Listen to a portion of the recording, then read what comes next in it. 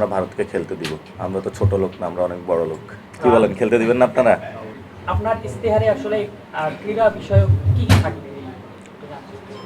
আমাদের এখানে সবচেয়ে বেশি সমস্যা হলো বাচ্চাদের প্লেগ্রাউন্ড নাই। অনেকগুলো জায়গা দখল করা হয়েছে এবং যে খেলার ক্লাবগুলো আছে সেই ক্লাবগুলোতে হলো জুয়া এবং ক্যাসিনো বসানো হয়েছে। এটা একটা স্পেসিফিক গোষ্ঠী বসেছে তারা। আমরা সেই সিন্ডিকেটগুলো ইনশাল্লাহ ভেঙে দেব। বেদখল হওয়া যেই জায়গাগুলো আছে, দখল হয়েছে, সে মাঠগুলো পুনরুদ্ধার করব এবং জায়গাগুলো পুনরুদ্ধার করে বাচ্চাদের জন্য এবং যারা সিনিয়র সিটিজেন আছে তাদের জন্য আমরা পার্ক এবং খেলাধুলার ব্যবস্থা করবো ইনশাল্লাহ। হ্যাঁ, এটা আমাদের তো জাতীয় খেলা কি হাডুডু না? আমরা কি হাডুডুর কথা সবাই ভুলে গেছি না?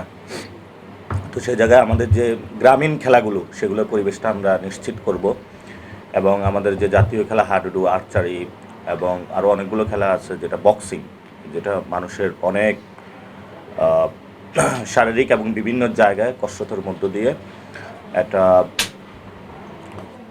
হোয়াইট প্লাস প্রো সেনসিটিভ স্কোয়ারে মাঠের বাইরেও তো আমরা এভাবে দেশপ্রেম দেখাতে পারি।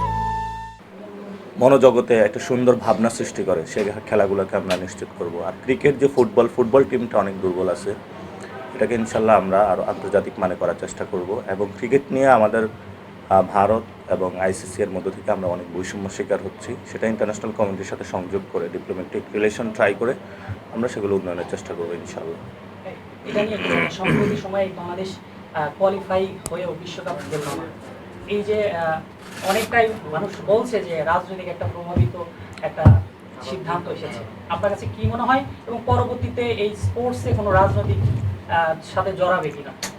এটা তো আমরা বলেছি যে আমাদের ইনশাল্লাহ আমরা বিশ্বকাপ যদি আমাদের বাংলাদেশে হয় আমরা ভারতকে খেলতে দিব। আমরা তো ছোট লোক না, আমরা অনেক বড় লোক। কি বলেন, খেলতে দিবেন না আপনারা? আমরা সবাইকে খেলতে দিব। দুইটা সেক্টরে খুব বেশি প্রভাব বিস্তার করা হয়, একটা হলো মিডিয়া সেক্টর, একটা হলো আমাদের খেলাধুলার জগতে।